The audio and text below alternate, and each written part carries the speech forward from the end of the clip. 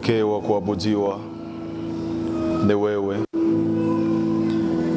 asiyelinganishwa, asiyefananishwa, Mungu anayejieneza katika umungu wake. Ni wewe pekee yako Bwana.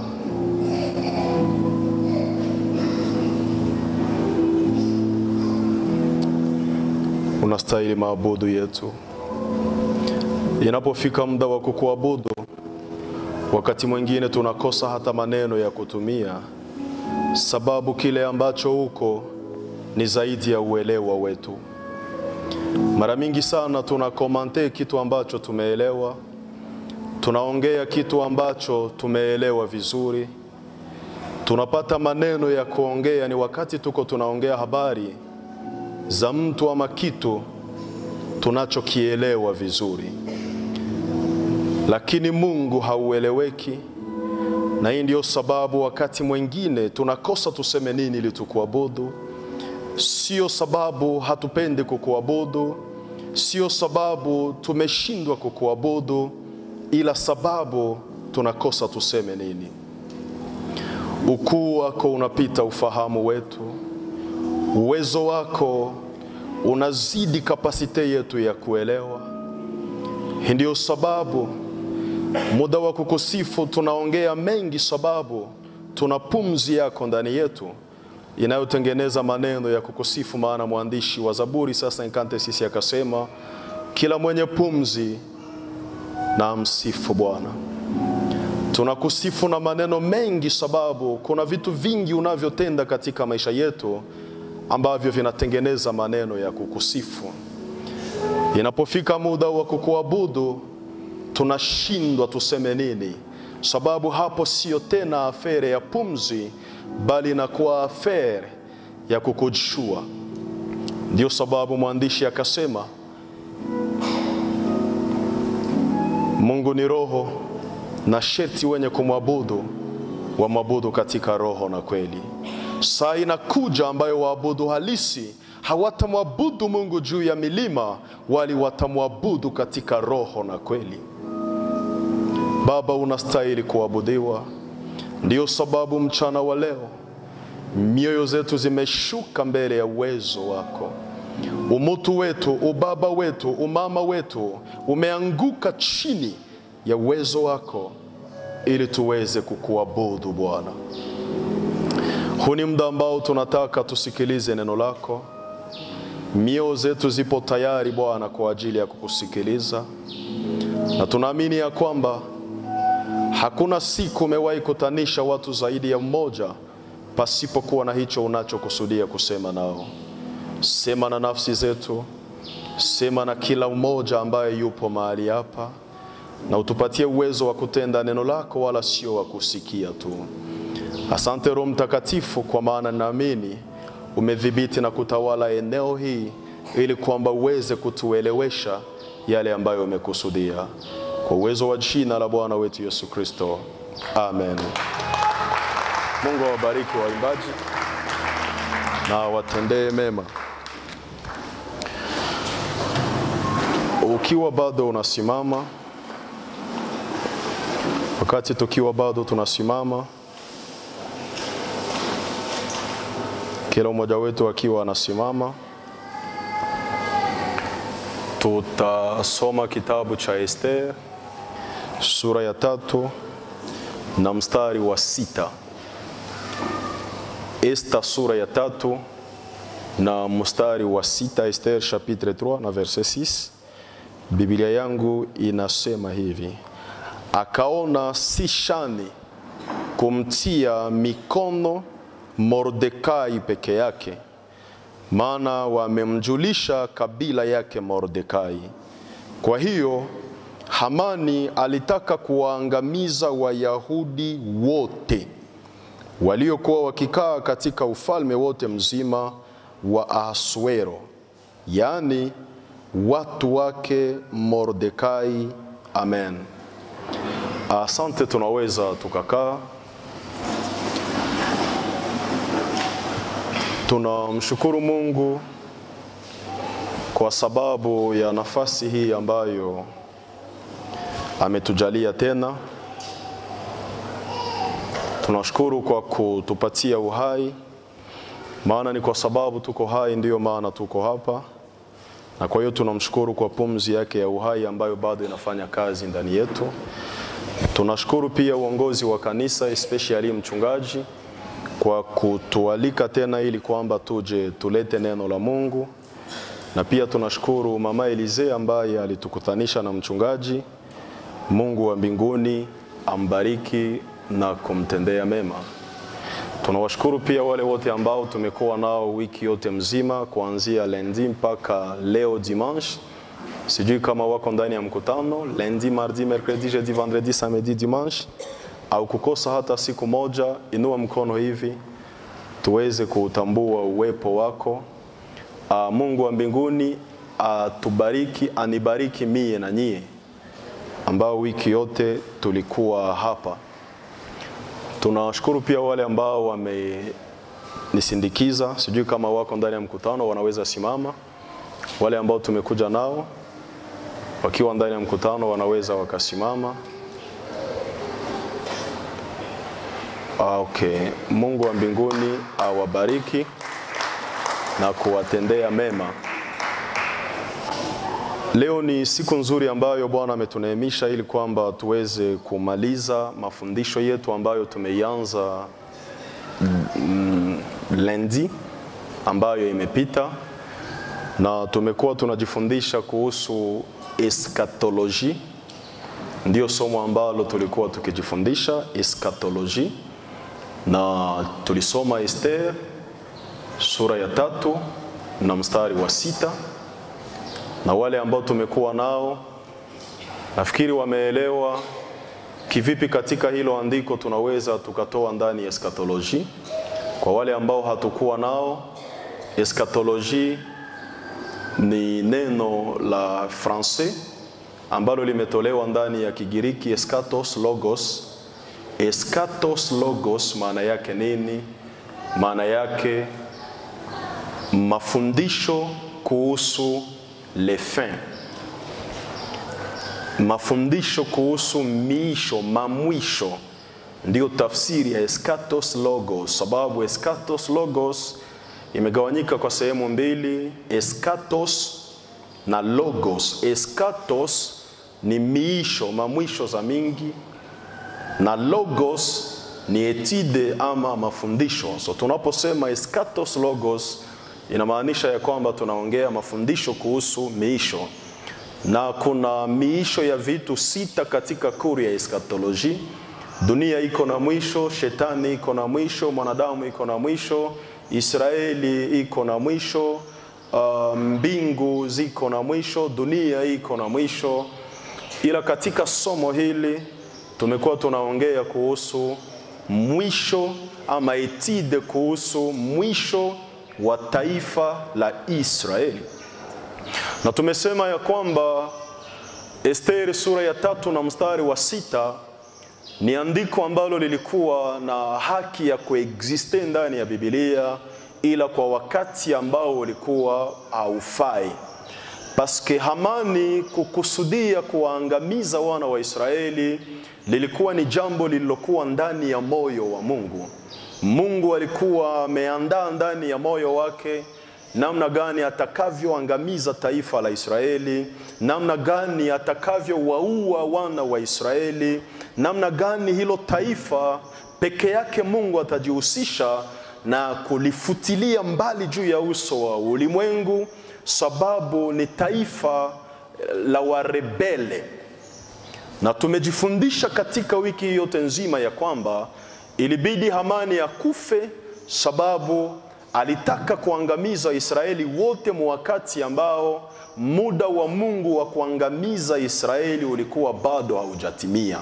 Ipo siku Mungu ataua wana wa Israeli, ipo siku Mungu ataangamiza taifa lake, ipo siku Mungu ataangamiza watoto wa Israeli kikamilifu. Huo muda ulikuwa bado haujafika walipokuwa katika nchi ya Babeli.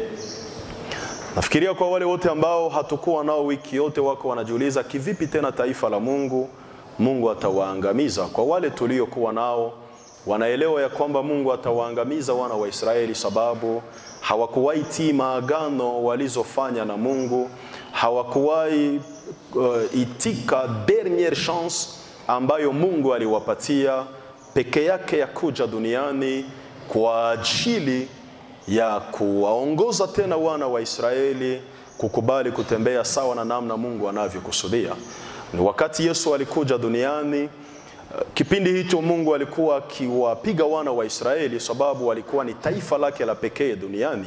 Na katika wiki hii tumejaribu kuona kwa nini Mungu aliprefere kuchagua Israeli, ili kwamba wao tu kati ya mataifa yote ya kale ndio awafanye kuwa taifa lake. Wengine wote akawaacha, akaacha wa Africain, akaacha wa European, akaacha parti ya kabambi ya wa Asiatique, mais akaprefere Israel, wao ndio taifa lake.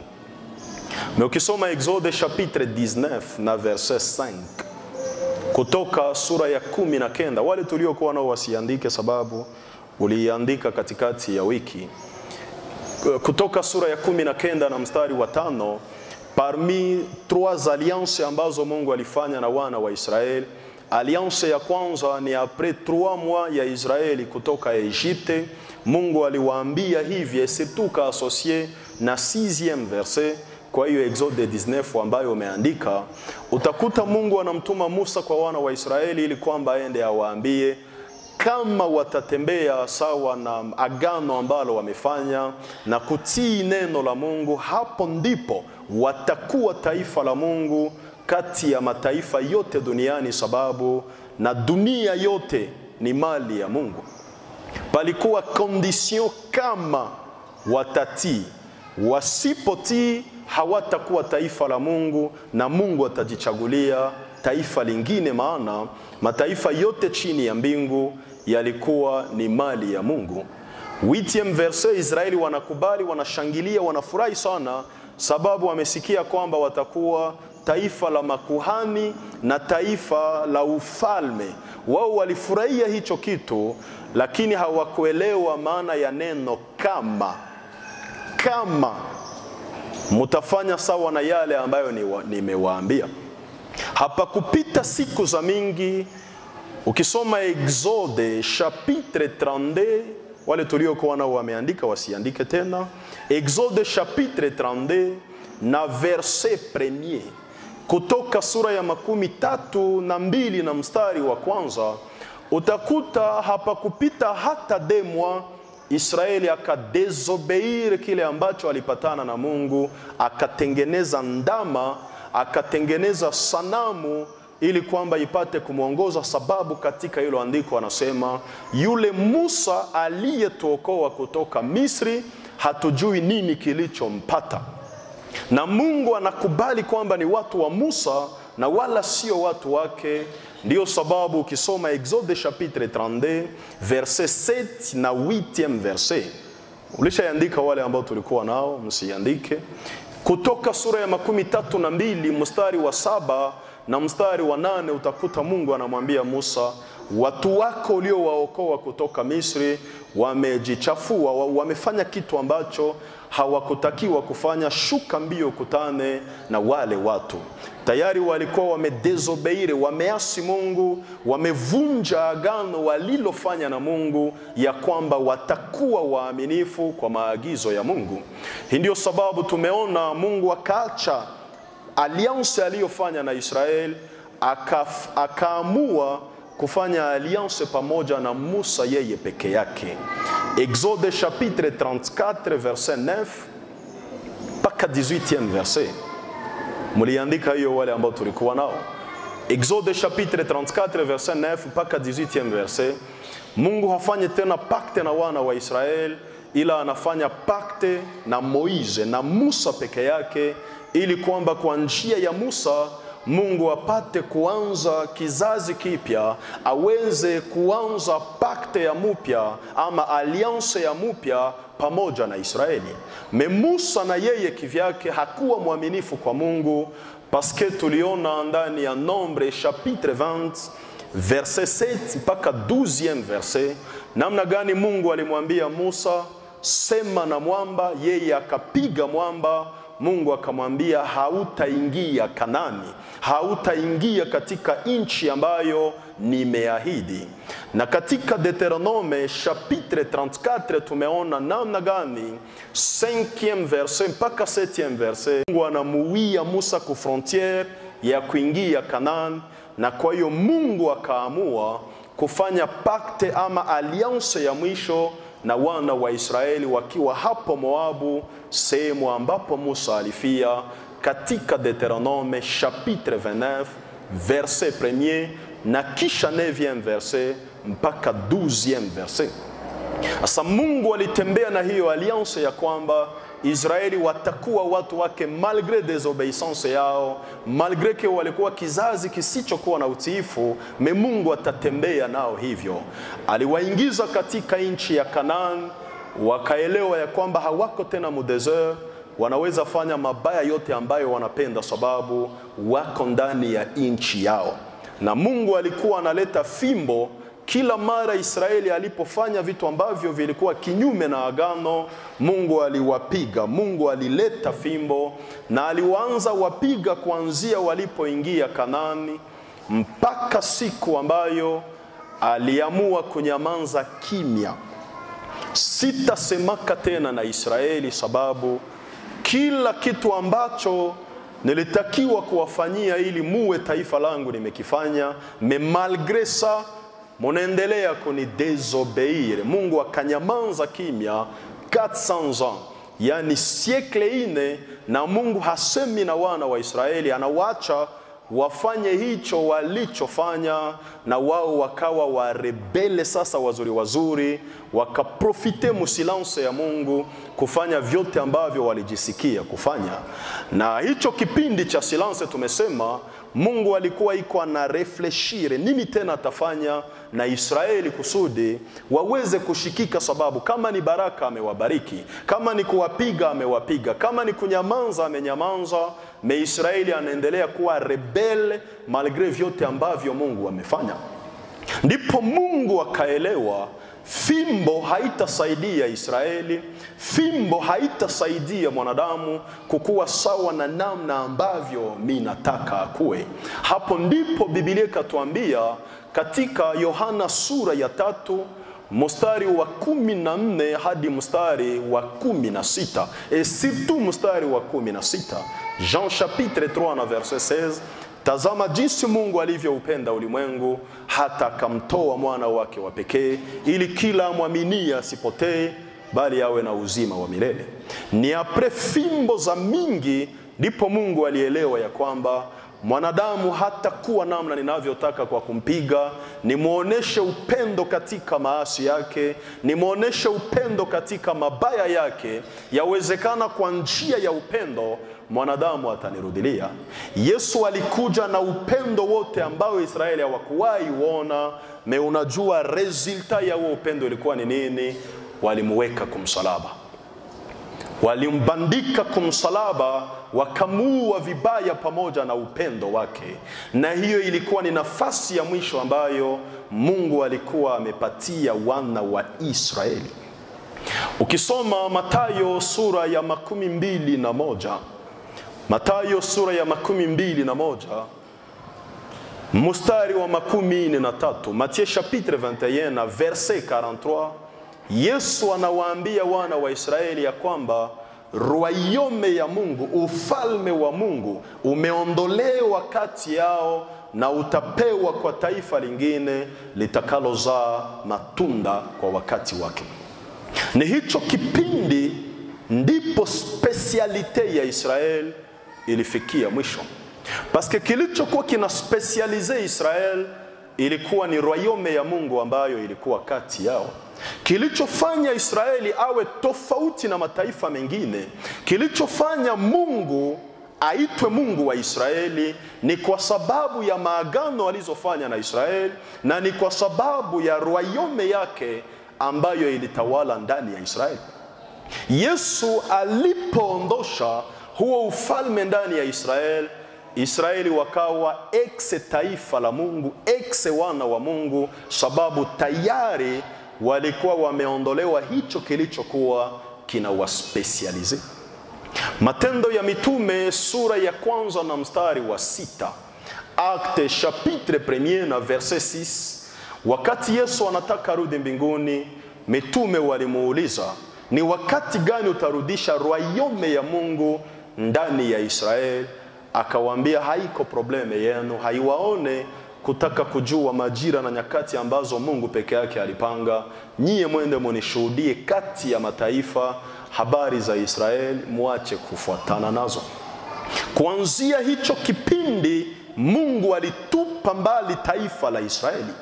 Na tumeona ndani ya Romains chapitre 11 verset 11 paka 14e verset.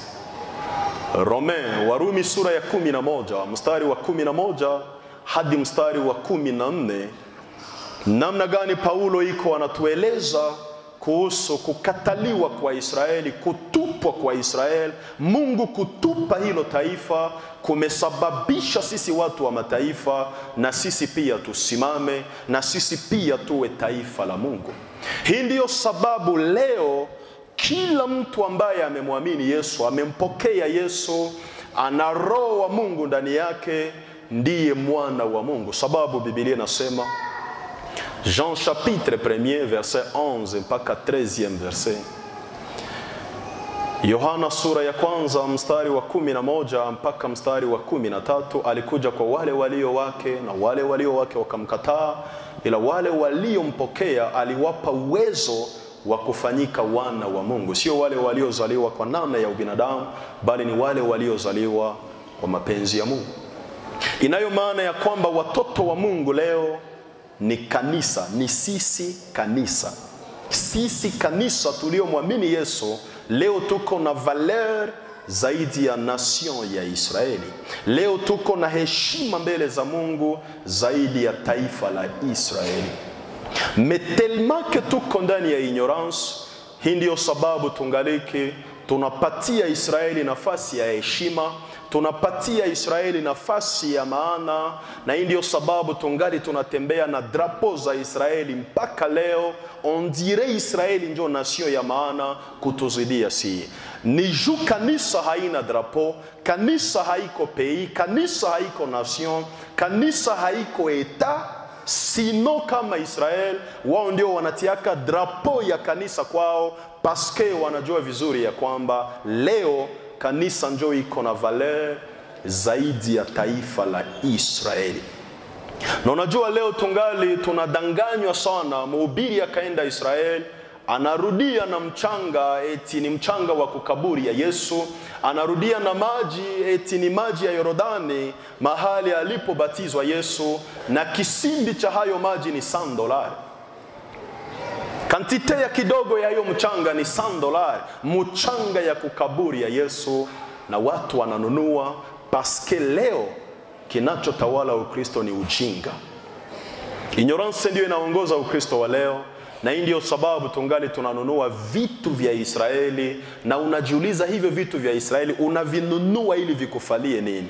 Maji ya Yordani, ukionja tu gute ya hayo maji, magonjwa 39 ndani ya mwili yanapona.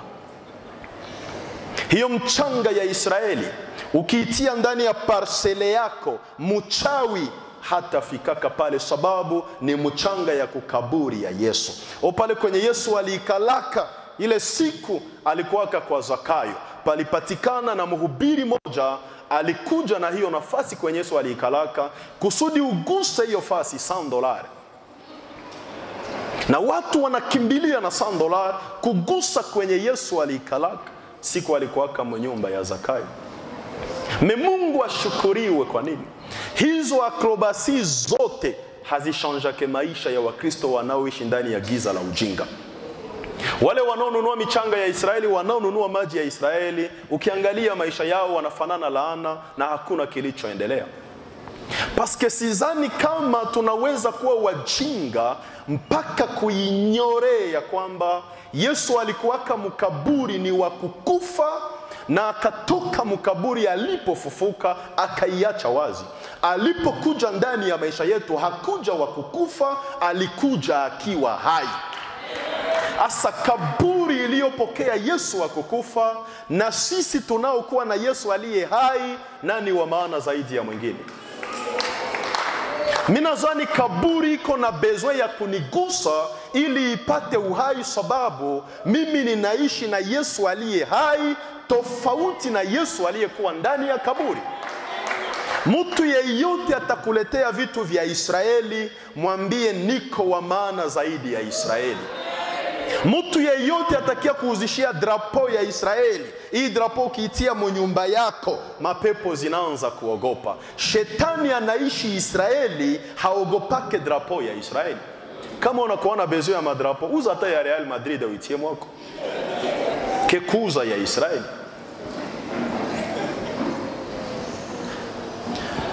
Sijui kama hapo wale ambao hatukuwa nao mnapata venye tuliongea. Pale nimewaencourager msikwe mnakuya mseminari ya asubuhi. Ndio. Leo kanisa iko na valeur zaidi ya Israeli, sababu tuko na kitu ambacho Israeli hakuwahi kuwa nacho. Na tena ona upendeleo wa Mungu kwa kanisa. Uko tayari niseme hiki kitu? Mbona uko kiroho sana? Eski uko tayari niseme hiki kitu? Frere, mbona unakunja uso sana? Ushasikia usingizi? Kusudi Mungu awe Mungu wa Israeli, ilibidi afanye pakte na wana wa Israeli ambayo hawakuwahi heshimu hata siku moja. Mungu akaelewa hakuna mwanadamu mwenye atakuwaka na uwezo wa kuishi sawa na alliance ya mie na mwanadamu. Kwa hiyo mimi naweka mwanadamu nje ya alliance yangu. Sitakuwaka na alliance na mwanadamu. Nataka nifanye alliance yenye iko meilleur zaidi ya ile ya Israeli. Wow. Wakorinto wa pili sura ya 5 mstari wa 18 na huo wa 19. De Corinthiens chapitre 5 verset 18 na 19e verset.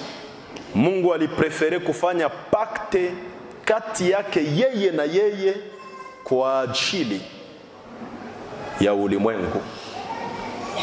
Ndio sababu Paulo anasema ya kwamba Mungu alikuwa ndani ya Kristo Yesu akijipatanisha yeye na ulimwengu. Mungu alikuwa ndani ya Kristo Yesu huko akijipatanisha yeye na ulimwengu.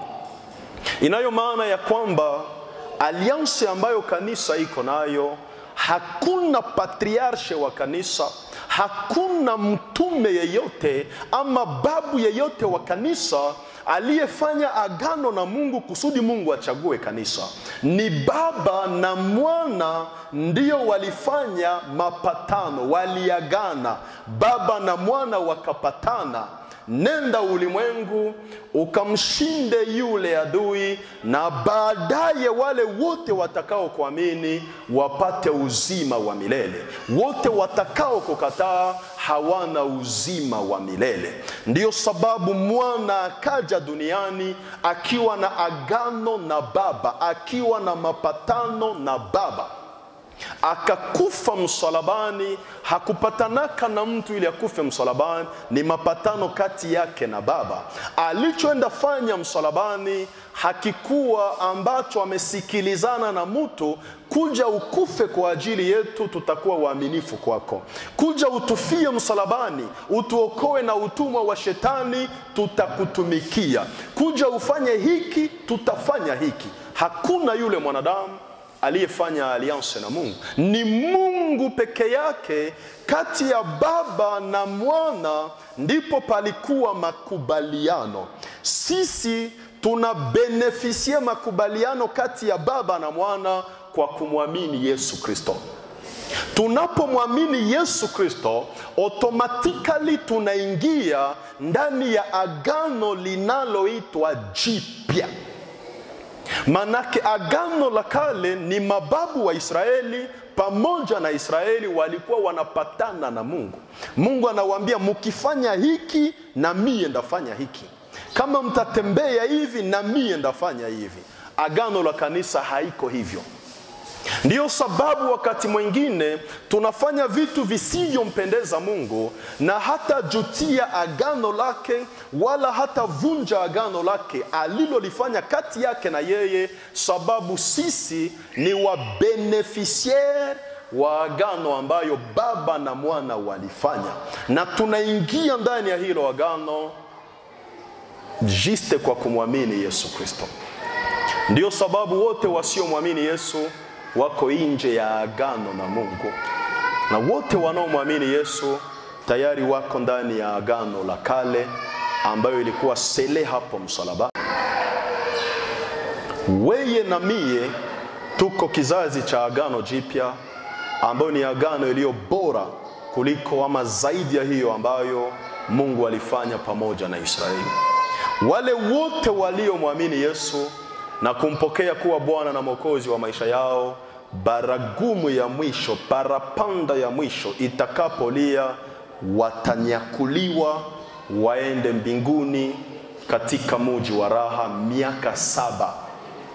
Kuna watu wanafikiria ya kwamba tutaenda ishi mbinguni milele. Hatutaenda ishi mbinguni milele, tutaenda mbinguni miaka 7, na baada ya hizo miaka 7 muda wetu wa kukaa mbinguni utaishi tukiwa tumeenjoy mbinguni. Baadaye tutarudi tena duniani pamoja na Yesu Kristo. Kipindi ambacho sisi tutanyakuliwa, Israeli wao watakuwa hapa duniani, hawataenda na sie, watakuwa hapa duniani, wako wanasubiri Mungu awapige kwa namna ambavyo hawakuwahi kuwa waaminifu na walikataa kumwamini Yesu Kristo. Watabaki hapa duniani. Tumejaribu kuona maandiko mengi ambazo sijui nianzie wapi na nimalizie wapi, sababu zilikuwa nyingi ambazo zimetuonesha pakte ambayo Antikristo atafanya na Israeli. Kanisa litakapoenda, ulimwengu itapokea mtawala kutoka Risi. Atakuwa mmoja kati ya maraisi wa Risi. Hayo tumeyaona ndani ya Ezekiel chapitre 38 verset 2 na 3e verset, namna gani Antikriste atatokeleaka Risi, hatatokeleaka Rome, hatatokeleaka Etats-Unis, hatatokeleaka Angleterre. Antikriste atatokeleaka Risi. Atakuwa ni mmoja kati ya watawala wa Risi, ndiye atasimama na kutawala dunia na kutawala ulimwengu, na atastabilize kila kitu cha dunia. Finance itakuwa stable, security itakuwa stable, kila kitu Antikristo atakifanya sawa na namna kinavyotakiwa kuwa. Atatransformer ulimwengu na kuifanya paradis pendant 3 ans et demi, selon Daniel chapitre 9 na verset 27. Atastabilize dunia na kuifanya dunia kuwa paradiso ndogo. Wale ambao hawakwenda mbinguni watajipatia raison ya kutoenda mbinguni, sababu ulimwengu utakuwa na raha isiyokuwa ya kawaida. Hiyo raha haitadumu, sababu Biblia inasema katika Job chapitre 20 verset 5 mpaka 7e verset, furaha ya wenye dhambi haidumu. Furaha ya wenye dhambi ni ya muda mchache. Hii ndiyo sababu itakuwa ni 3 ans et demi ya furaha. Watu watavoyager vile wanapenda. Dunia haitakuwa tena na mafrontiere, au tulipe mavisa. Hawatalipa visa wale watakao kuwa duniani. Mimi nalotaka poto sana, reve yangu nifikake Etats-Unis d'Amerique. Baki nje ya Yesu, baki mu maisha ya dhambi, na ukwe unamwomba Mungu usikufake na parapanda hayalia. Paske ukikufaka na parapanda hayalia, unahomba hautaendaka Etats-Unis ya bure. Kama Yesu atarudia ukiwa hai, wow, itakuwa ni vizuri sana, sababu hautakuwa na besoin ya visa. Ni juste identite yako ya 6 mara 3, na unakuwa unaenda Etats-Unis kusalimia watu wa Etats-Unis, na unarudia tena hapa kuendelesha maisha yako. Kwenda Etats-Unis itakuwa sawa vile kwenda Sake na Ruchuru na Kibumba na hapa Gisenyi. Hapata itakuwa usumbufu ili watu waende Etats-Unis. Au tunatafutaka visa ya Etats-Unis tunaitafutaka 10 mois na tuko tunarespekte ma processus juu tuende Etats-Unis. Antikriste atavunja hivyo vyote, watu watakuwa nenda ona mache ya Man U na Man City na dimanche wanarudia apres kuona mache ya samedi. Yani dunia itakuwa na raha. Oh, mimi napendaka klasiko, mimi naioneaka tu ku television. Bakia nje ya Yesu Kristo na uombe Mungu usikufe na Yesu ajarudi. Paske hiyo siku utakuwa nenda Espagne jeudi, unaona klasiko kwa raha yako, na vendredi unarudia Goma ili kwamba lundi prochain ukuwe ndani ya kazi. Na hiyo raha itachukua 3 ans et demi. Oh, sisi tutaokokaka kwa damu yetu. Nani alikudanganyaka vile? Apocalypse chapitre 6 verset 9 mpaka 11e verset. Watakaookoka kwa damu yao ni wana wa Israeli. Hapana wewe, hapana mie. Apocalypse chapitre 6 verset 9 mpaka 11e verset. Hii raha ambayo mwanadamu ataishi itamfanya kutokumbuka hata kama Mungu aliwahi existe. Na watu wote watapokea chapa ya Antikriste. Nilisema jana, Apocalypse chapitre 13 verset 6 mpaka 8e verset, mataifa wakubwa kwa wadogo wote watapokea chapa ya mpinga Kristo, paske kila mtu atakuwa na besoin ya maisha ya raha. Tena kumbuka Mungu iko bien. Alijuaka ya kwamba kanisa likienda na tribulation inaanza, watu wengi watakataa, hawatapokea chapa ya Antikriste. Me inabidi ni wapiege na 3 ans et demi ya kwanza ya raha, waishi raha, wafurahie maisha yao, na wote wapokee chapa ya Antikriste. Après zile 3 ans et demi, njo nilete fimbo sasa ambayo watakuwa wanastahili. Après 3 ans et demi ya raha, wanadamu wameishi vizuri, umetembea nchi za wazungu. Oh, mimi napendaka na mie njoo nifikake Japon na niowe japoneze. Frère, bakia nje ya Yesu. Ile occasion ingali. Mesia wengine, reve yetu haiko ya Japon, reve yetu haiko ya Etats-Unis, reve yetu haiko ya Korea, reve yetu ni ya mbingu. Ndio sababu hata twende Japon haitusababishe ya kwamba sisi ni raia wa mbingu walioenda Japon. Hata twende Paris hatujasahau kwamba sisi ni raia wa mbingu. Philippiens chapitre 3 verset 20 na 21e verset. Filipi sura ya 3 mstari wa 12 na 21. Mie na wewe ni raia wa mbingu. Kwenda Paris haiko dhambi, kwenda sijui wapi haiko dhambi. Mais attention, usimwache Yesu pour que uende kule. Unajua pako watu wenye wako tayari kuacha Yesu pour que afike tu Paris. Na mimi nilifika ku Tour Eiffel na nikakamata foto ku Tour Eiffel. Inakusaidia nini kufika ku Tour Eiffel na haukwenda ako na Yesu? Oh, niliona kwa Antomium na mie. Inakusaidia nini na hauna Yesu ndani ya maisha yako? Paske Yesu ndio visa inayotuingiza katika ufalme wa mbingu. Baada ya hizo 3 ans et demi, mwanadamu atapata probleme sasa ya kabambi. Israeli na Antikriste watarompre pacte walioifanya, watakumbuka profesi ya Isaia chapitre 28 na verset 18. Isaya 28 na mstari wa 18. Watakumbuka ya kwamba agano walioifanya, kumbe wamefanya agano na kaburi, agano na kuzimu, watarompre pacte yao na Antikriste. Nini kitakachoongoza rupture kati ya Antikriste na taifa la Israeli? Ukisoma Daniel, tuache Daniel, Mathayo sura ya 24 na mstari wa 15. Wale tulikuwa nao mliandika Matthieu chapitre 24 na verset 15. Mtakapoona chukizo la uharibifu lililotabiriwa na nabii Daniel likisimama patakatifu, yeye asomaye na afahamu. Antikristo atalazimisha Israeli watoe kitu ambacho kiko kinyume na sheria yao, kiko nje ya sheria yao, na wao watakataa. Alors que atakuwa amerestore taifa lao, amewarudishia mji wao, amewajengea hekalu nzuri, kisha watakataa kumtii. Antikristo ataanza vita na wana wa Israeli.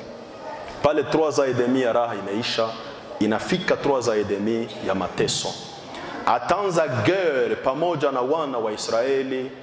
Satan ambazo zitakuwa mdunia. Leo pako Satan deri ici. Siku za mbele patakuwa akose 3 4, Yesu atarudiaka na tushakuwa Satan 10. Hizo zote watazinyanyua na kuzibeba Israeli, kusudi ziende ziue wana wa Israeli.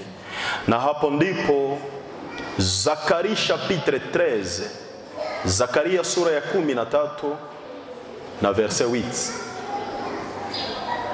Zakaria chapitre 13 verset 8, Mungu atapermettre 2 tiers ya taifa la Israeli wakufe. 2 tiers, theluthi mbili ya taifa la Israeli watakufa ndani ya hiyo vita. Antikriste ataua 2 tiers ya nation ya Israeli na ataacha 1 tiers. Wakati atakuwa muprocesise ya kumaliza taifa yote kabisa waishe duniani, hapo ndipo Yesu atakuja sasa kwa ajili ya kuwaokoa. Na atakapokuja Yesu kuokoa wana wa Israeli, atapigana, ataangamiza mpinga Kristo katika bonde linaloitwa Megido. Ni katika bonde la Megido ndipo wafalme wote wa ulimwengu, muungano wa mataifa yote chini ya uongozi wa Antikristo, wataenda Megido. Megido ni vale yenye leo iko ku 90 km mu nord ya Jerusalem ya sasa. Sio mji ambao uko mbali, uko ku 90 km na mji wa Yerusalemu. Hapo ndipo Antikristo atainstale arme yake, majeshi yake kutoka dunia nzima, yatakuwa hapo Megido. Usije ukasahau wale wote waliokuwa naenda ona Clasico Espanye, hawatakuwa wameponyoka hasira za Mungu. Mungu atakuwa na fimbo 28 zenye atakuwa iko anapiga watu wa mataifa, na 2 tiers ya Israeli nao wako wanaangamia huko Israeli. Ndio maana Yesu akawaambia wana wa Israeli ndani ya Matthieu chapitre 24 verset 20 mpaka 21e verset. Mathayo sura ya 24 20 hadi 21. Akasema waombe sana ili kwamba hiyo siku vita vyao vitakapowajia isikuwake siku ya Sabato. Na ole kwa wale wanaonyonyesha na wale watakao kuwa na mimba.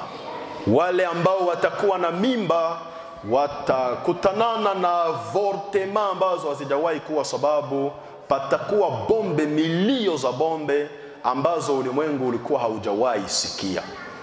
Wale wanaonyonyesha watoto watakuwa wadebile wasiokuwa wa kawaida, sababu ya bombe ambazo zitakuwa zinaanguka Israeli, ziko zinasible 2 tiers ya nation ya Israeli. Ndio sababu Yeremia akasema katika Yeremia chapitre 30 verset 5 mpaka 7e verset ya kwamba itakuwa ni kipindi kisichokuwa cha kawaida, maana itakuwa ni dhiki ya Israeli, lakini Mungu atamuokoa nayo. Apres Mungu kuitika 2 tiers ya nation ya Israeli waangamie, atakuja kuwaokoa sasa. Yesu atakuja kuwaokoa na wana wa Israeli pia, maana hatakubali nation yote waishi. Na ni katika bonde la Megido ndiyo mahali ambapo patapitika vita inayoitwa Armageddon ama Armageddon. Hapo nimesema vizuri? Eske mungali mnanielewa kweli? Mungali mnanielewa? Oh la la. Ile kunyamaza sana ni juu ni kweli mnaelewa ama juu mko mnasikiliza sana? Unasikiliza sana. Vita vya Armageddon haiko vita vya Kristo na ulimwengu wote, hapana. Itakuwa ni vita kati ya Yesu pamoja na arme ya Antikriste. Siko interese sana na hivyo vita, paske sitakuwaka mudunia hiyo siku na wewe hautakuwaka mudunia hiyo siku. Meniko interese na koma Yesu atakuja amevaa wakati anakia pigana hiyo vita. Est-ce que na wewe haiko interese? Parce que ukisoma Zakaria chapitre 14 verset 4 na 5, Zakaria sura ya 14 mstari wa 4 na mstari wa 5, tutakuja pamoja na Yesu Kristo, kanisa pamoja na Yesu tutakuja mpaka juu ya mlima wa Mizeituni ili kwamba Yesu aje apigane hiyo vita vinavyoitwa Armageddon. Jude chapitre 1 na verset 15, Yuda sura ya kwanza na mstari wa 11, watakatifu sote tutakuja pamoja na Yesu Kristo atakapokuja kupigana vita hivyo vya Armageddon ili apate kuokoa taifa la Israeli.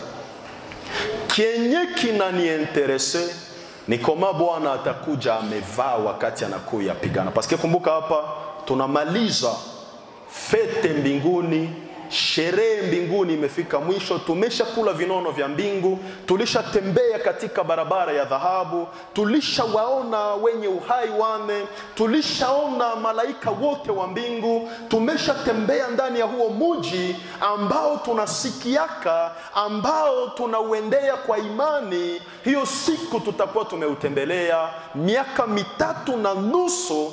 Tumetembea ndani ya huo mji, tumetembelea dhahabu za huo mji, tumeona utukufu wa huo mji.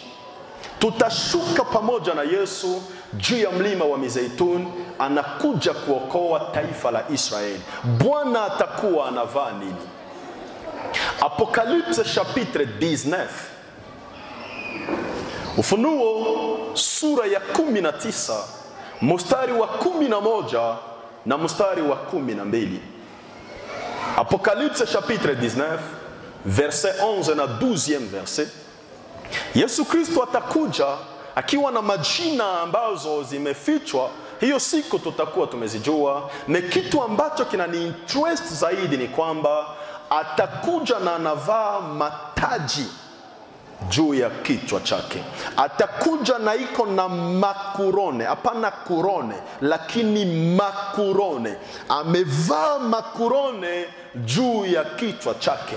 Mimi napenda tu hizo kurone ambazo Bwana atakuja na anavaa.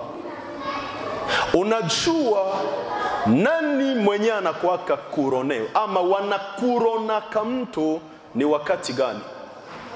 Ni wakati gani mtu wanamvikaka taji? Sasa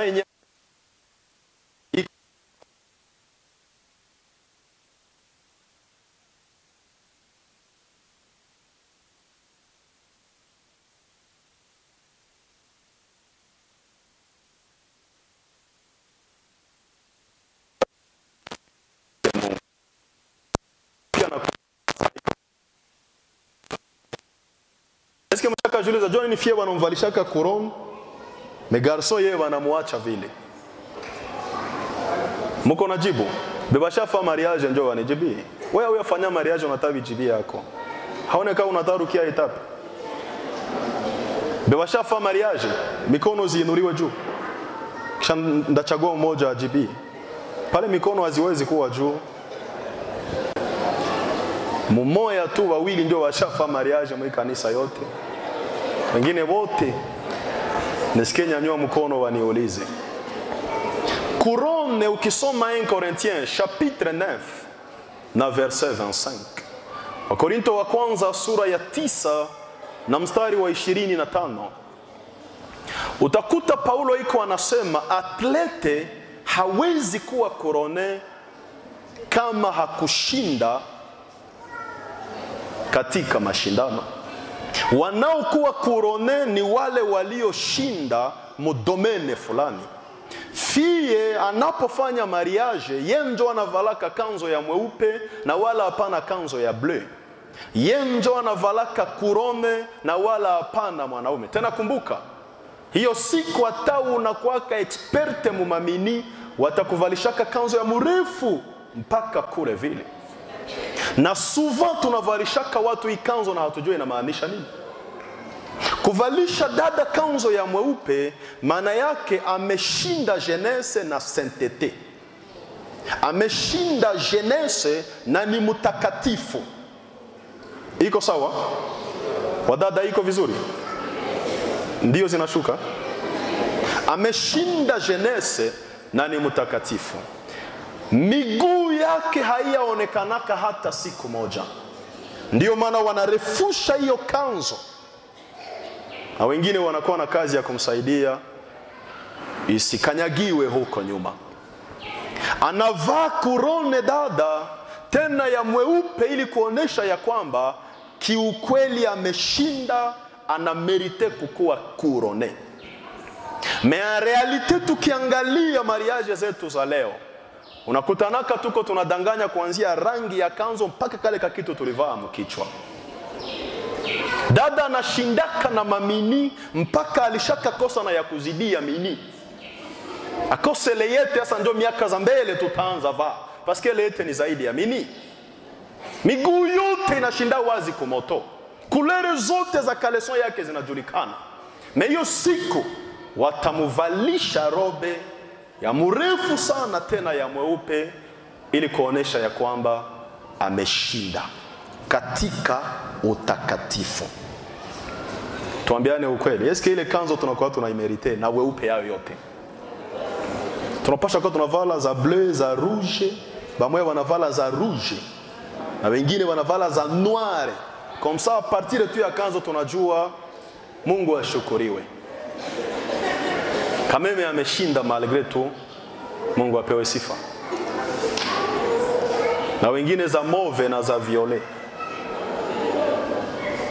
Asa Yesu atakuja na kurone ambazo zitatuchanganya. Paske kama kusudi mtu akue kurone, lazima akue ameshinda vita. Alors que Apocalypse hiyo chapitre 19 njo Yesu anakuya pigana. Avant hayapigana iko deja kurone. Eske unaweza jiuliza hivi tu, koma Yesu utakuwa kurone na gere inakungoya kudunia? Hawajiuliza hiyo? Kama kurone ni kwa wale walioshinda, juu ya nini Yesu akue na makurone alors que njo anakuya pigana? Jibu ni gani? Muko na jibu? Okay.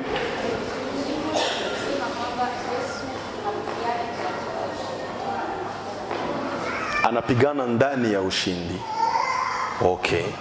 Jibu ya dada ni kusema kwamba Yesu akipigana juu ashinde, maana atakia pigana ndani ya ushindi. Voilà. Ni jibu ya kweli. Wengine wote kusudi wapate kurone lazima wakwe kwanza wamepigana wakashinda. Iko sawa? Na Yesu Kristo naye kusudi akuje na makurone alorka anakuja pigana, inamaanisha ya kwamba ni vita yenye alishaka ganye zamani na ashaka kuwa na kurone yayo, anakuya akomplire sasa kile ambacho alishaka fanya zamani. Paske haiwezekane hata wenjo Yesu hawezi kuwa kurone na haukupigana kwanza vita ushindi.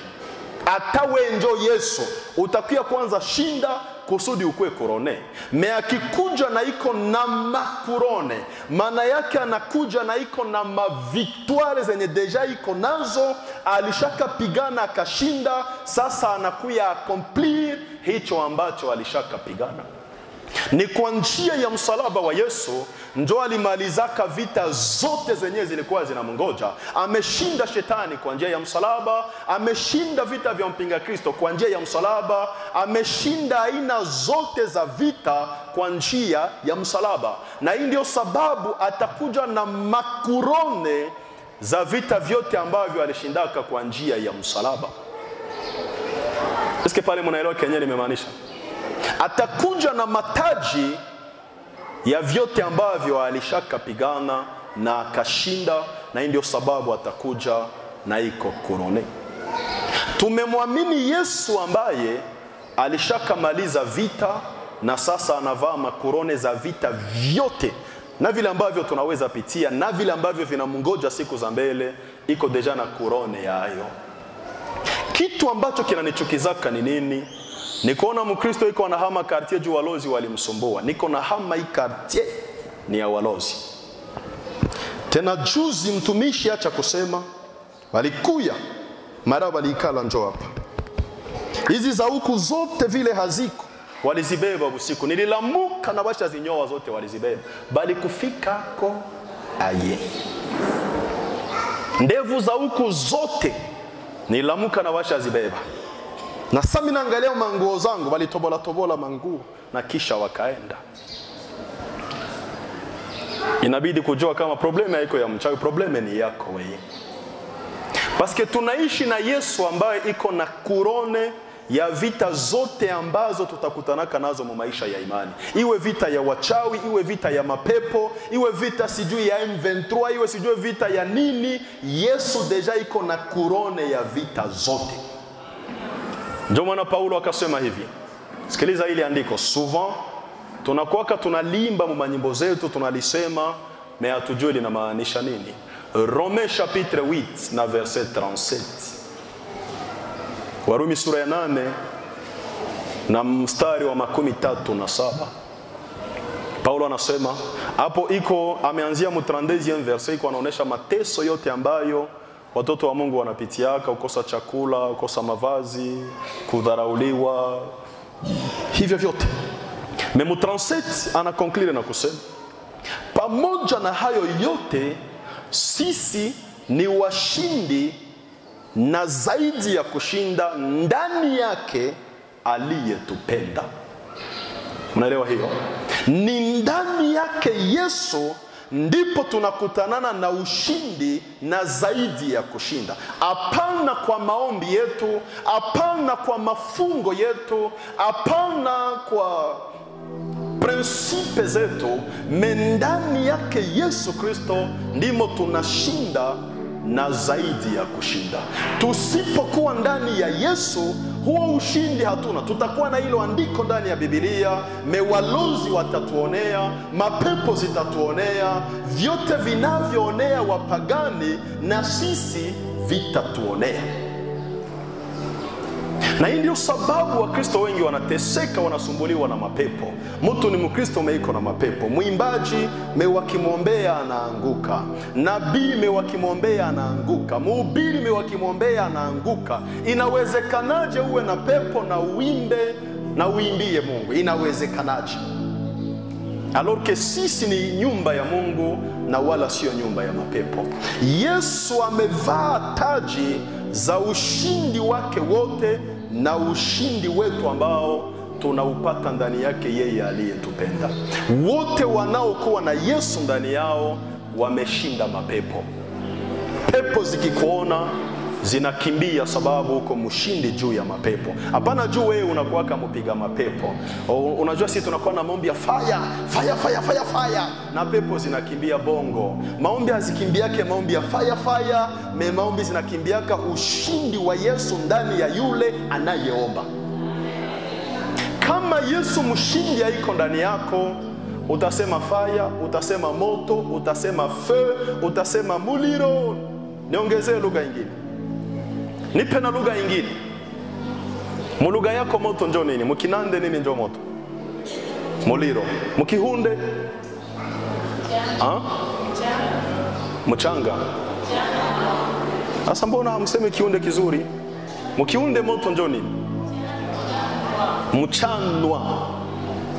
Vala. Mimi napenda siku moja nisikie waunde wiko wanakemea pepo. Sauf que tushakuwa wazungu sie wote. Na muunde ko fire. Suseme atachanwa. Pepo zisikie kama ni mhunde ndio iko anaongea.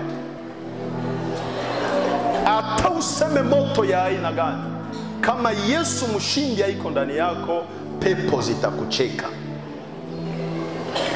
Sasa Yesu atakuja na mataji za ushindi zote ambazo ameshinda shetani. Anakuja fanya nini? Anakuja okoa taifa la Israeli entiere yenye itakuwa imebakia kwa wana wa Israeli, ndiyo ambayo Yesu atakuja okoa katika vita la Armageddon. Na hapo Bwana atawaokoa wana wa Israeli.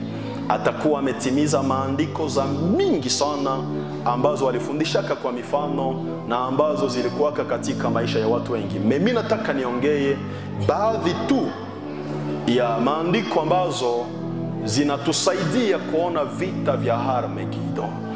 Ukianza na Luka sura ya 15 mstari wa 3 mpaka mstari wa 6.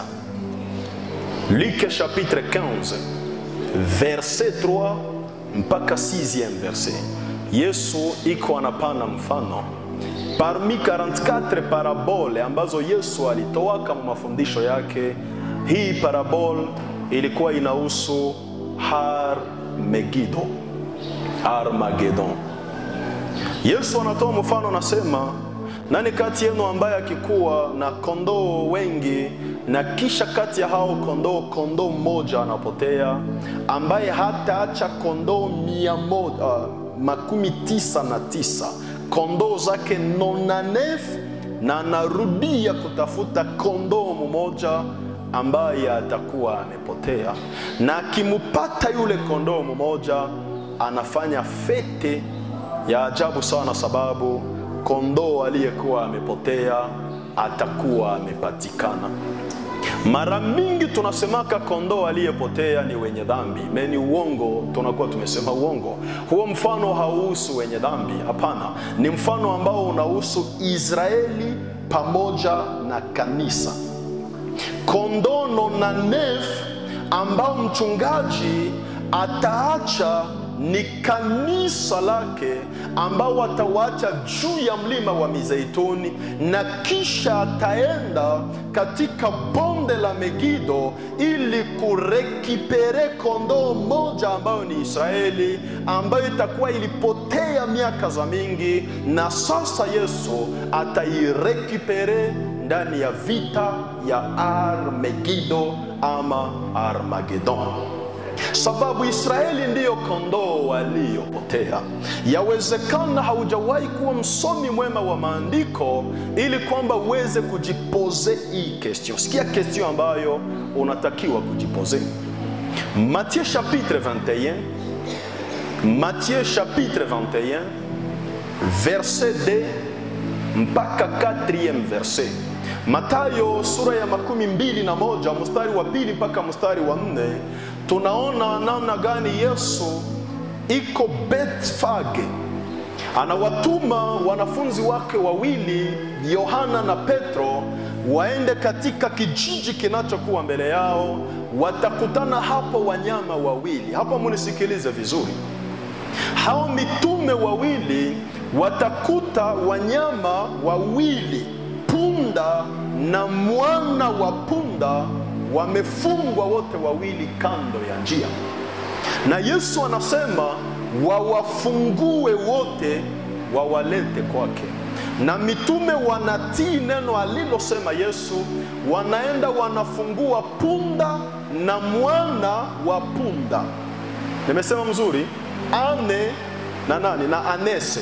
Punda na mwana wa punda, wote wawili mitume wanawafungua, wanawaleta kwa Yesu Kristo.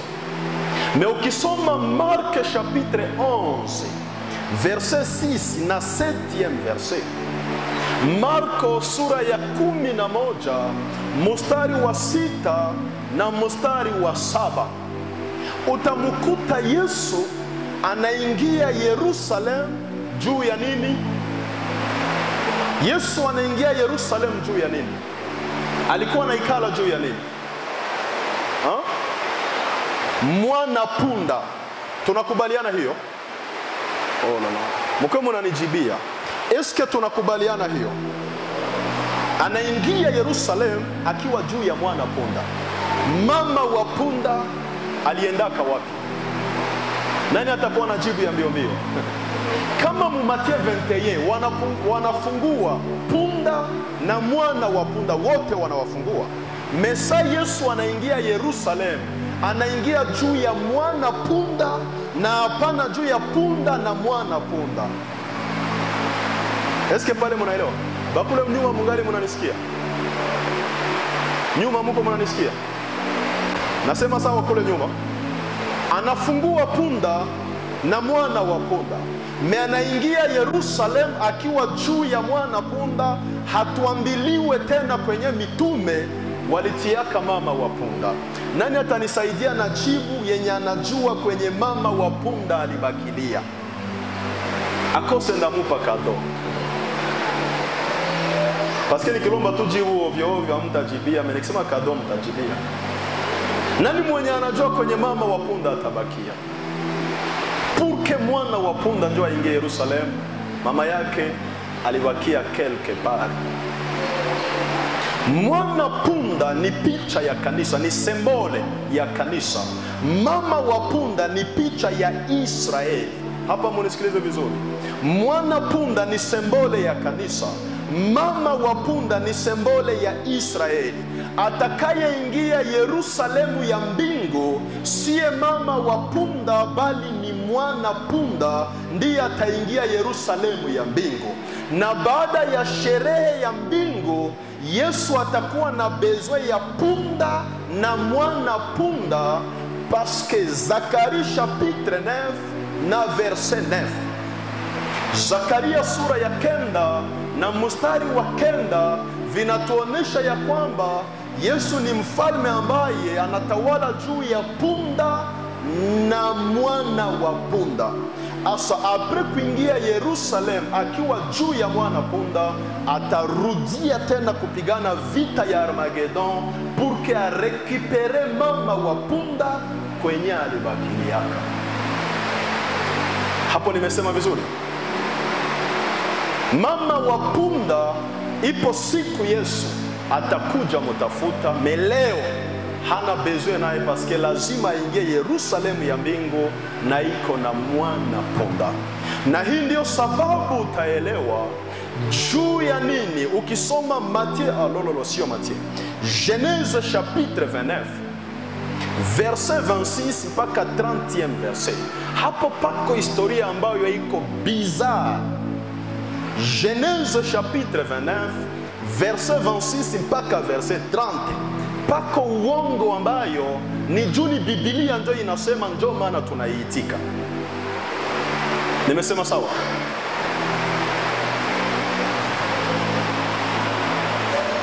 Eske pale mnasikia kenye nimesema? Ni juni Biblia inasema, ndio maana tunaiitika. Yakobo ana fiancé fille moja anayeitwa Rachel. Sawa? Fiança yao kabisa ilikuwa vizuri, na akaambiliwa atumike miaka 7 kusudi apate Rachel. Na akatumika miaka 7, ni fiancé wa Rachel, wanaishi fiançae yake yeye na Rachel. Siku ya mariage wakamuletea yeye usiku, apres kutumika 7 ans, na kalala naye usiku yote mpaka asubuhi, ndio akajua kumbe haiko Rachel, ni Lea. Atanjo Yakobo ni mwenda wazimu. Fie mwenyewe una fiancé miaka 7, unajua mwili yake kwanza vile iko, memsi ya mia kutananaka, sauti yake unaijua, tae yake unaijua, mahitsi zake unazijua, mahitsi unazijua vile ziko vizuri. Hata wakikuletea ye mugiza ya maajabu, akisema tutasema uko Rachel uko Lea. Bagarso, tuseme kwanza ukweli. Una fiancé fie miaka 7, kisha wanakuletea usiku mwenye haiko yeye, uko sirki hautajua? Après 7 ans uko unatumika juu mupate, wanakuletea yeye après 7 ans haiko yeye mwenye ulifianza, na unalala naye usiku yote unaenjoy. Njoo siku unaona macho unasema hii malienge ilifikaje mkitanda yako? Kisha narudia kwa Labani, anaenda fanya fujo. Kama unaweza nipatia wa macho ya kukufa hivi na mimi nilitumikia Rachel? Sikiliza jibu ya Labani. hapa kwetu, sheria ya hapa kwetu hairuhusu mdogo aolewe mbele. Ni vile? Ndio vile? Sheria ya hapa kwetu hairuhusu mdogo aolewe wakati mkubwa bado hajaolewa. La la la la. Hiyo ni sheria ya wapi? Ya kwao Labani. Yakobo ni mgeni mwenye alienda tafuta mwanamke kwa mjomba wake na hametrize sheria ya kule. Ndio maana saa yenyewe anafika, alipenda mdogo juu alikuwa wakiana, akakataa mkubwa juu Genese 29:15-16 inasema alikuwa na macho zenye zinaona este na ueste kwa wakati mmoja. Mwe naona huko nyingine naona huko, akamchukia juu tu ya hili. Akapenda mdogo, nitaoa mdogo juu ni wakiana. Siku ya kuoa ilibidi sheria ya kwetu ikuwe respekte. Wakamupatia mkubwa wa macho ya mubaya, wakamupa mkubwa mwenye alikuwa hapendi, na kisha wakamwambia tumika miaka 7 zingine juu pate sasa mdogo mwenye njoo wakiana. Yakobo akatumika 7 zingine juu apate sasa mwenye alikuwa anapenda. Alorke tukiona fie mkubwa ni mataifa, fie mdogo ni Israeli. Juu ya nini? C'est parce que mataifa tuliexiste avant Israeli hawaja existe. Mataifa tunaanzia mu Genese chapitre 10, Israeli wanaanzia mu Genese chapitre 32 na verset 32. Nani mkubwa, nani mdogo? Oh la la. Akisi munijibie, munisamee munijibie. Nani mkubwa na nani mdogo? Mataifa, si ndio? Ndio wakubwa na Israeli ndio mdogo. Wakati Yesu anakuja mudunia, alikuyaka juu ya nani? Alikuyaka oa nani Yesu? Mesa narudia mbinguni, alikuwa ameoa nani? Juu ya nini? C'est parce que sheria ya kwetu haipermetre Yesu owe Israeli juu ni wakiana, na siye mataifa waabudu wa miungu tungaliki pale. Hautupendi, unatupenda, utatuoa, na apre utakia tumika tena miaka 7 juu pate Israeli naye sasa.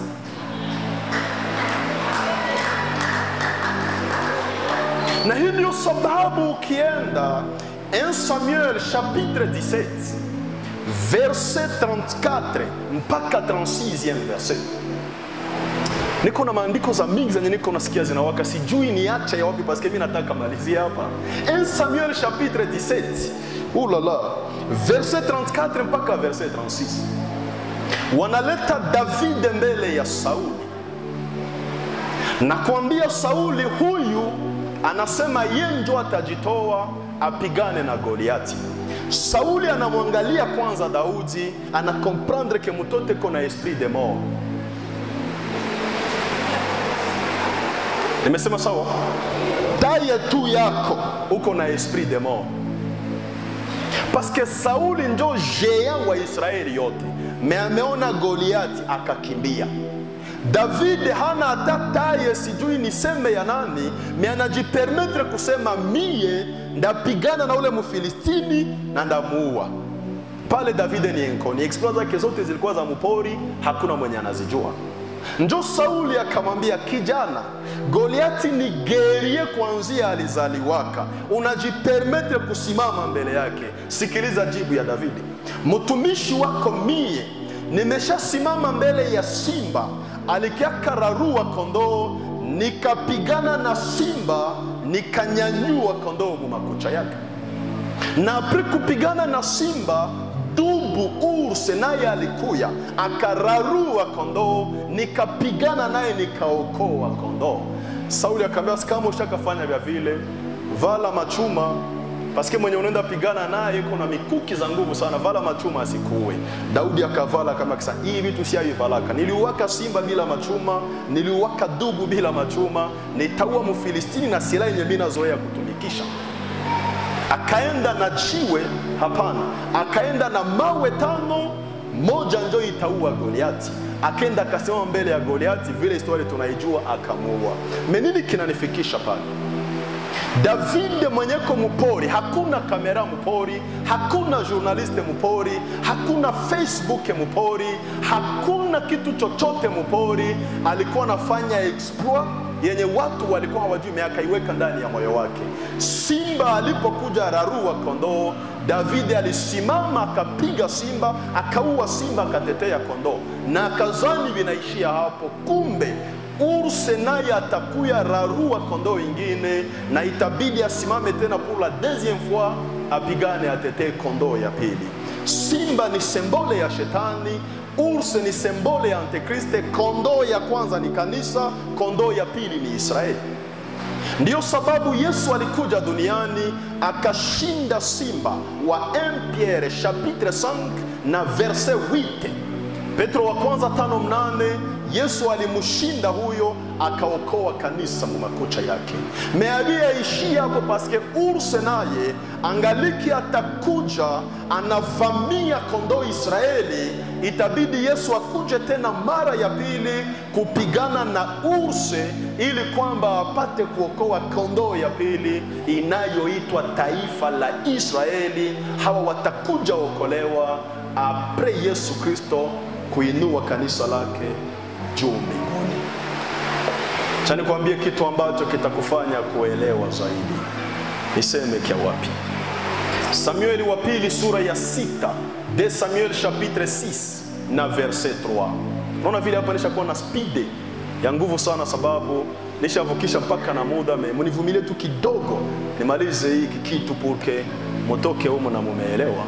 De Samuel chapitre 6 na verset 3, tunaona coffre de l'alliance imefanya miaka 12 kwa binadamu nje ya Israeli. Sasa David anakuwa mfalme na anajiambia kama hapashwe ongoza bila sanduku la agano ndani ya Israeli. Sauli alishindwa juu sanduku la agano lilikuwa mbali. Yeye hataki repete betize ya Saul, inabidi aende leta sanduku la agano. David anaenda leta sanduku la agano, wanafanya kosa isiyokuwa ya kawaida. Sikiliza kosa ambayo wanafanya. Wanaitia ndani ya gari mpya, wanaleta washoferi wawili, Ahio na nani wa pili? Wa pili ni nani? Sema nguvu unaweza. Ahio na nani? Na Uza. Sawa? Hawa ndio washoferi ambao watatembeza hiyo gari ya mpya ambayo inabeba sanduku la agano. Destination ya sanduku la agano ni wapi? Sayuni. Nimesema vizuri? Destination ya sanduku la agano ni Sayuni. Uza na Ahio wanatembeza sanduku la agano. Wanafika Perez Uza, sanduku la agano, ngombe zenye zilikuwa zinabeba gari, zilikuwa na kokota gari, zikakwaa. Ngombe zikakwaa la Mswahili yetu. Na kisha Uza akaona vile sanduku la agano linaanguka. Unajua nini Uza akafanya? Akashika sanduku la agano kusudi isianguke. Amefanya mbaya, amefanya mzuri? Amefanya mzuri. Paske sanduku la agano ikianguka ni makosa.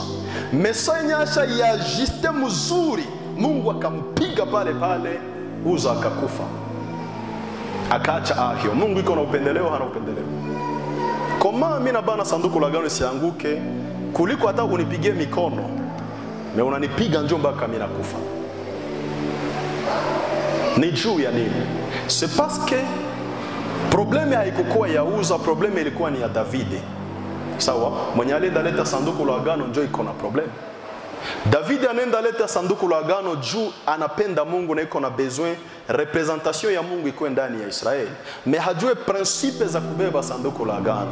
Sanduku la agano hawaibebake mugari, banebebaka kumabega ya makuhani. Iko vizuri? Juu nini kumabega ya makuhani? C'est parce que haiko kila mtu ndio alikuwa na gari ndani ya Israeli. Ikiingia ndani ya gari itatembea mwendo ya wale wenye viko na gari. Wenye viko na miguu, sanduku la agano itawaacha tu miguu yao itembea sawa na gari. Mnanielewa pale? Ndio maana Mungu akasema itakuwa na bebwa kumabega ya makuhani. David akakomprendre kama mabega ya makuhani ilikuwa ni manke ya civilisation mu desert. Habakukuwa na magari, habakukuwa na kitu, ndio maana Mungu alitiaka kwa mabega ya makuhani. Kwa vile si leo tuko modernize, tuko civilize, tuko deja na richesse, tunaweza itia mugari kusudi ifike mbio mbio. Mungu akakwalisha ngombe Uza, akajifanya mwingi wa huruma, akasaidia sanduku isianguke, Mungu akamuua. Unajua Bauza ni wamingi wenye Mungu atauaka leo. Juu ya nini? C'est parce que leo sanduku la agano haitembeye kwa mabega, inatembea mugari. Na ndio maana leo Yesu ni Yesu wa speed na wala haiko Yesu wa processise. Parce que kutembeza sanduku la agano kwa mabega ni kwenda nayo pole pole. Kuitia mugari ni kwenda nayo na speed, alors que Mungu hatembeaki na speed, ni Mungu mwenyewe anatembeaka pole pole, juu atembee na marshe ya wadhaifu na wenye nguvu wote. Wadhaifu na wenye nguvu wote wanatembea na Mungu, juu Mungu haiko fize, me anatembeaka mwendo ya pole pole. Siku zote ukitaka utembee na Mungu wa speed, hautavuka Peresi Uza, sababu ngombe zenye zinabeba sanduku zitakwala tu kusudi Mungu ajiuie Uza. Sa Uza anakufa, Daudi aliogopa ile sanduku, akaibeba munyumba ya Obed Edom. Umewahi soma hiyo? Hauya soma hiyo? Akaibeba munyumba ya Obed Edom, sanduku ikabakia huko. Ikafanya miezi 3 munyumba ya Obed Edom. Daudi akapata habari kama Mungu amebariki Obed Edom na kila kitu alichokuwa nacho, juu sanduku la agano imefanya miezi 3 mwa Obed Edom. Eske hii sanduku ilikuwa ya Obed Edom? Eske destination ya hii sanduku ilikuwa ni kwa Obed Edom? Mbona hamunijibu? Destination ilikuwa ni Sayuni. Iko sawa? Mesa yenyewe Daudi anafanya kosa, sanduku ilichange direction, ikaenda kwa Obed Edom. 3 mois Obed Edom akabarikiwa na kila alichokuwa nacho. Après hiyo 3 mois sanduku ikarudia tena ikaenda Sayuni. Alors que Obed Edom ni picha, nyumba ya Obed Edom ni picha ya kanisa, Sayuni ni picha ya Israeli. Sanduku la agano lilikuja kwa wana wa Israeli, walipofanya makosa ya kuimaltrete, ikakuja kwetu sisi wa Obed Edom. Na ndio maana leo tuko tunaprofite baraka za sanduku la agano ambayo ilikuwa ni ya wana wa Israeli. Leo si ndio tuko tunaenjoy zile baraka, leo si ndio tuko na sanduku la agano, leo si ndio tuko na utukufu wa sanduku la agano. Sayuni ko inasubiri mpaka siku tutafika mwisho ya kontra yetu na sanduku la agano, njo itaendaka Sayuni sasa. Oh la la. Acha nimalizia hapa sababu muda wangu ulishaisha zamani. Kitu ambacho namaliza na kukueleza ni nini? Wenjo nyumba ya Obed Edom na sanduku la agano uko nayo. Profitemu wakati yote ambayo tungaliki na sanduku la agano, mpaka siku tutatoka mbinguni tunarudi hapa duniani, njo Sayuni nayo itabenefisie sasa baraka za sanduku la agano. Kwa hiyo valere yako haiko vitu navyokuwa navyo, me valere yako ni yule Yesu anayekuwa ndani ya maisha yako. Mtu akikuonesha kama vitu ndio valere yako, mwambie hapana, pako watu wako na vitu na hawana valere. Mie petetre sina vitu, meniko na mwenye anatengenezaka valere, ndio maana niko na valere. Na kama uko na valere, acha kukuwa unabebwa na kila mtu vile anapenda. Huyu alikuya tunaenda juko ndio pako miujiza, haujui valere yako. Miujiza ziko muweye na haziko quelque part. Eski nimesema mzuri pale kweli? Miujiza ziko muweye na haziko quelque part. Tutoke ndani ya kosa ya Esau. Babake anamtuma chakula kusudi ya mubariki, anajua kama mupori ndio mimi naweza pata wenye vitaacha babangu ananibariki. Rebeka anamwambia Yakobo, hapa hapa mnyumba leta mbuzi na kondoo, babako akivikula atakubariki. Kuna wale wanaotafutia vitu vya Mungu mbali, na wengine wanajua ya kwamba nikipokea tu Yesu, vitu vya Mungu vyote niko navyo. Sina bezo ya mhubiri wa Nigeria, sina bezo ya mhubiri wa Uganda, sina bezo ya mwenye saka naona maisha yako yanafunguliwa. Hauna bezo ya vile vyote. Uko tuna bezo ya kuishi vizuri na Yesu, sababu Biblia inasema, Wakorintho wa pili sura ya kwanza mstari wa 12 na 21, ya kwamba baraka zote, sio hivyo, ahadi zote za Mungu ndani ya Kristo Yesu ni amina. Ahadi zote za Mungu zinakaa ndani ya Yesu, zinatimilikia ndani ya Yesu, na wala sio kwa wahubiri ama huko ambako Wakristo wa leo wako wanatangatanga kutafuta muujiza. Yesu akasema, ishara hizi zitafuatana na wenye kuamini. Zitafuatana na wahubiri, zitafuatana na waalimu, zitafuatana na mitume, zitafuatana na wachungaji, zitafuatana na manabii, zitafuatana na wenye kuamini. Watasema lugha mpya kwa jina langu, watakanyaga nyoka na nge, na watafanya vitu vikubwa. Je, unaamini hauamini? Mbona ungaliki unazunguka kutafuta miujiza zenye Yesu alisemaka zitafuatana? Utakuwa mbele, nazo ziko nyuma zinakufuata. Meleo wenjo uko nyuma unafuata miujiza. Ujinga wa uzito yapata gani? Zitakufuata. Mewenjo unazifuata leo. Oh la la. Acha Mungu wa mbinguni awabariki. Mimi namalizia hapa.